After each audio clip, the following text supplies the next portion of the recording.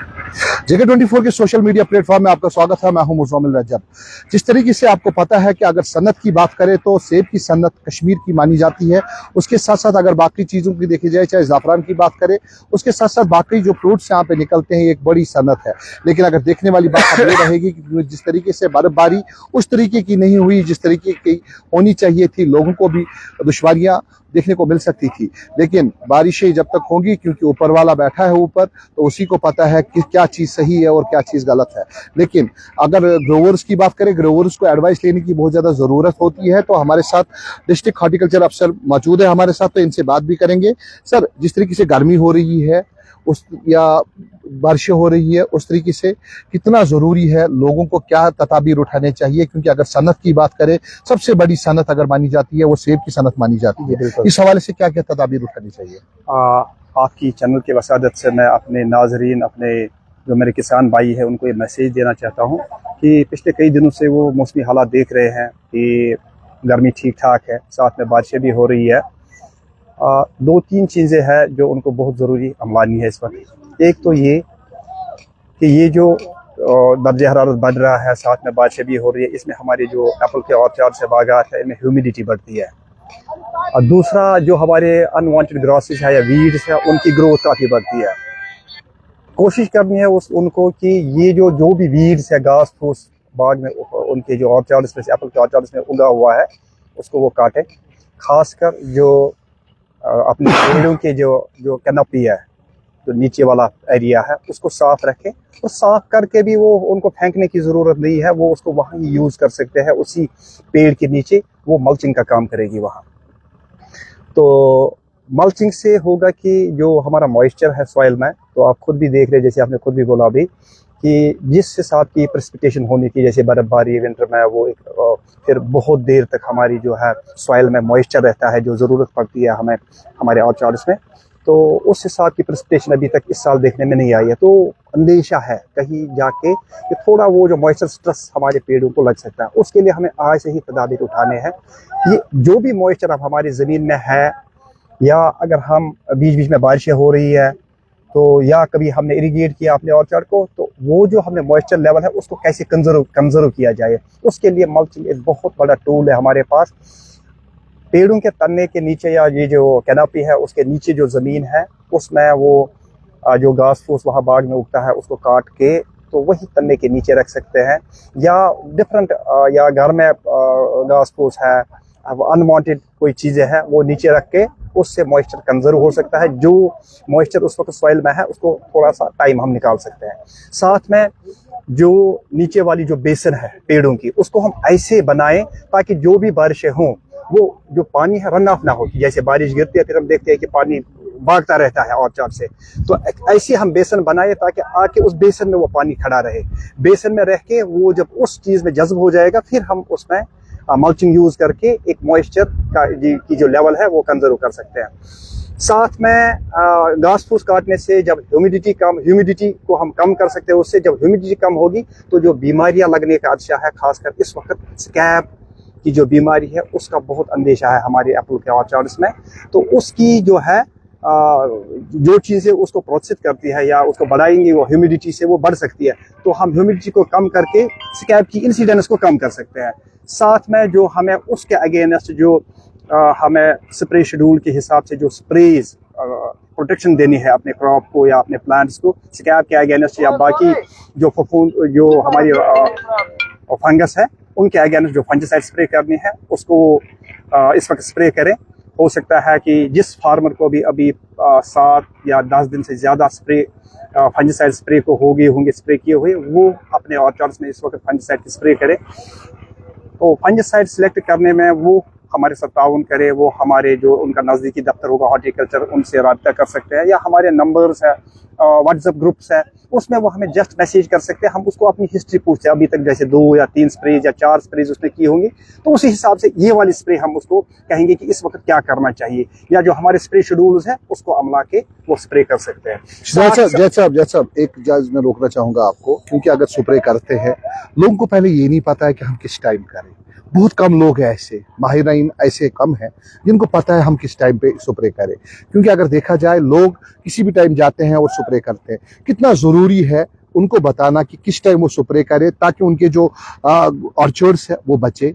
खुसूसन अगर वो पानी अपने ऑर्चर्ड्स में देते हैं, इरिगेट करते हैं, तो कितने बजे किस टाइम पे करें वो भी ज़रूरी है बोलना। क्योंकि एडवाइजरी तभी मानी जाती है जब ये चीज़ें तदाबीर उठाएंगे, तभी ग्रोवर्स फायदे में रहेंगे। हाँ, एक अच्छा सवाल आपने पूछा साथ में ही। देखिए, आज आप देख रहे हैं कि टेम्परेचर बढ़ रहा है। इससे पहले जो मौसम था उसमें कोई ये ज़रूरी नहीं था वो सुबह को करे या शाम को करे, तो दिन में भी उतना ज़्यादा टेम्परेचर या गर्मी नहीं थी कि उसको कोई नुकसान पहुंच सकता था स्प्रे करने से। लेकिन अब जो जो गर्मी बढ़ेगी, अब हम देख रहे हैं 1-2 दिन से गर्मी बढ़ रही है, इसमें एक अच्छा जो है तरीका है कि अगर वो सुबह के टाइम ही स्प्रे करे बनिस्बत दिन को या बनिस्बत शाम को। अगर उसको सुबह को हो सकता है कि सुबह को वो ना कर पाए तो वो समझो कि इवनिंग में करे, तो लेकिन बेहतरीन रहेगा कि अगर वो सुबह के टाइम स्प्रे करे। क्योंकि इसमें ऐसा है, सुबह के टाइम जब वो स्प्रे करेगा, इसके साथ साथ ये जो स्प्रे है ये जल्दी सूखनी भी चाहिए, क्योंकि दवाई के साथ हम पानी मिलाते हैं, तो वो पानी जल्दी जल्दी इन पत्तों से सूखना चाहिए। इसके लिए बेहतरीन तरीका ये टाइमिंग है सुबह का। कभी कभी हमें फार्मर कहता है कि सुबह का मतलब, या आम जुबान में हम समझते हैं शायद सुबह का मतलब हो गया सुबह 6 बजे, 7 बजे, 8 बजे, उसके बाद नहीं। ऐसा है कि वो अगर सुबह 7-8 बजे शुरू करेगा, 9 बजे भी, वो 10-11 बजे, 12 बजे तक भी कर सकता है। तो उसके बाद जो डे टेम्परेचर है उसमें वो अवॉइड करे स्प्रे करने की। तो या अगर उसको स्प्रे अधूरी रहेगी तो अगले दिन वो सुबह फिर आ सकता है। तो दिन में अवॉइड करें या फिर इवनिंग में करें। मेरे हिसाब से इवनिंग में भी वो अवॉइड करें, सबसे बेस्ट है खाली मॉर्निंग वाला टाइम। इसी तरह अब आपने कहा इरिगेशन वाला, अगर आप देखेंगे यहाँ चूंकि पुलवामा में आप देखेंगे कि हाइड इंडस्ट्री का बहुत बोलबाला है, तो उसमें भी हम मॉर्निंग और इवनिंग सेशंस में ही ये जो है इरिगेट मोस्टली करते हैं। तो जो हमें ट्रेडिशनल ऑर्चार्ड्स है उसमें भी वो ऐसे ही टाइमिंग कर सकते हैं, या तो सुबह, या इरिगेशन के लिए बेस्ट रहेगा जो जो टेम्परेचर बढ़ेगा तो हम रात के वक्त या इवनिंग के वक्त इरिगेट करिए अपने ऑर्चार्ड्स को। तो एक और मैसेज बहुत ज़रूरी है इस वक्त, वो है लीफ माइनर के बारे में। क्योंकि हमारा डिस्ट्रिक्ट जो है पुलवामा, अल्लाह के फजल करम से कंपेरेटिवली जो बाकी डिस्ट्रिक्ट है, नेबरिंग डिस्ट्रिक्ट हमारे, उनके मुकाबले में हमारा डिस्ट्रिक्ट इस इन्फेस्टेशन से बहुत बचा हुआ है। लेकिन फिर भी कुछ गांव है, कुछ इलाके हैं जहां पिछले 2-3 साल से इन्फेस्टेशन है इसकी, या ये इन्फेस्टेशन अब बढ़ भी सकती है। सो हमें तैयार रहना है इसके खिलाफ, जो हमें इकदाम उठाने हैं। तो इसलिए ये टाइम जो है, अब जब टेम्परेचर बढ़ रहा है, फील्ड में हमने देखा कि लीफ माइनर की इन्फेस्टेशन देखने को आई है। इसलिए तमाम उन बागबान हजरात से, सेब के बागबानों से गुजारिश करते हैं अपने ऑर्चार्ड्स में आजकल वो घूमें, पत्तों को देखे। अगर उनको लगता है स्कैब का दाग, जैसे ब्लैक कलर का दाग होगा, तो इसका दाग वो ब्राउन कलर का दाग होता है पत्ते पे, वो देखे। अगर ऐसी कोई निशानी उनको मिलती है वो फौरन हमसे राबिता करें, हम उनको बोलेंगे कि क्या क्या इकदाम उठाने हैं इस वक्त। तो क्योंकि यही एक्चुअल टाइम है जहां वो इस इन्फेस्टेशन को कम कर सकता है। लेकिन लीफ माइनर की आपने बात की, ये पहले बीमारी यहाँ पे नहीं थी, तो आपको कहाँ से लगता है ये बीमारी आई हुई है? क्योंकि लोग इस टाइम पे मतलब कश्मीरी अभी मतलब खास तौर पे अगर पुलवामा की बात करें तो जिस तरीके से आपने बोला कि बड़ा ट्रेंड इस टाइम पे बना हुआ है कि हम जी ये इटली वाला बाग बनाएंगे, इसमें पैसा आता है, तो लोगों को क्या एडवाइस देंगे? क्योंकि लोग बड़ा इसमें जल्दबाजी कर रहे हैं, अपने पेड़ काट रहे हैं, बाकी नुकसानात अपने आप को कर रहे हैं, तो कितना ज़रूरी है कि उनको एडवाइस देना? क्योंकि एज ए ऑफिसर क्या एडवाइस देते हैं उनको? देखिए, जो आप कह रहे हैं कि जैसे इटली बाग है, जो आप हाई डेंसिटी ऑर्चार्डिंग हमारा अल्टीमेट गोल, और हमें अगर इस इंडस्ट्री को आगे ले जाना है, फ़ायदेमंद बनाना है, तो हमें ना सिर्फ अभी हम एप्पल का कर रहे हैं, जितने भी हमारे कमर्शियल क्रॉप्स है जो हम यहाँ उगा सकते हैं, हमें उन सब में हाई डेंसिटी प्लांटेशन में आना है, तब ये फ़ायदेमंद है। रहा मसला कि नई नई बीमारियाँ, नई इंसेक्ट्स या पेस्ट्स, वो तो एक कंटिन्यूस प्रोसेस है। ये कि मैं कहूँगा कि मैंने वहाँ से पौधा लाया था उसी के साथ आ गया, फिर यहाँ नहीं। तो अगर हर एक नई चीज़ को अपनाने में फ़ायदे होते हैं, लेकिन फ़ायदों के साथ साथ कुछ लिमिटेशंस या वो कहते हैं डिमेरिट्स भी होते हैं। हमें डिमेरिट्स को साथ साथ में काम उसके लिए करना है कि मैं कैसे जो इसके डिमेरिट्स है या जो इसकी जो लिमिटेशंस है उनको भी चेक में कैसे कर सकता हूँ, चेक्स एंड बैलेंस साथ साथ रखना है। तो घबराने की इसमें ज़रूरत नहीं है कि आप जैसे हाई डेंसिटी प्लांटेशन आप खुद देख सकते, पुलवामा में तो एक रेवोल्यूशन आया है हाई डेंसिटी प्लांटेशन से। तो इसमें अच्छा खासा पैसा भी है। अब हम इंट्रोड्यूस कर रहे हैं वॉलनट भी, एलमंड, चेरी, पियर, इसमें भी आप देखेंगे जल्दी हाई डेंसिटी ऑर्चार्ड्स उनके भी लग रहे हैं। तो हाई डेंसिटी ऑर्चार्डिंग में हमारे फार्मर्स आए, डिपार्टमेंट के पास इसके लिए स्कीम भी है, 50% सब्सिडी है। साथ साथ में कुछ ऐसे इलाके हमारे हैं जहाँ हाई डेंसिटी प्लांटेशन से पॉसिबल नहीं है, उसके लिए हमने मीडियम डेंसिटी प्लांटेशन रखी है।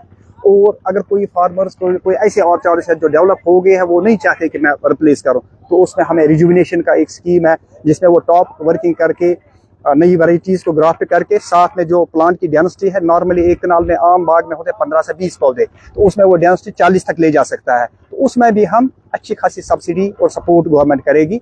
तो ये हमारी 3 फ्रंट्स पे हम प्लांटेशन में इस वक्त काम कर रहे हैं। हाई डेंसिटी प्लांटेशन, फिर है मीडियम डेंसिटी प्लांटेशन, फिर ऐसी प्लांटेशन आप चाहते हो मैं कुछ ना करूं लेकिन फिर भी मेरा ये यूनिट जो है फायदेमंद बने, तो उसमें हम रिज्यूनेट करेंगे उन ऑर्चार्ड्स।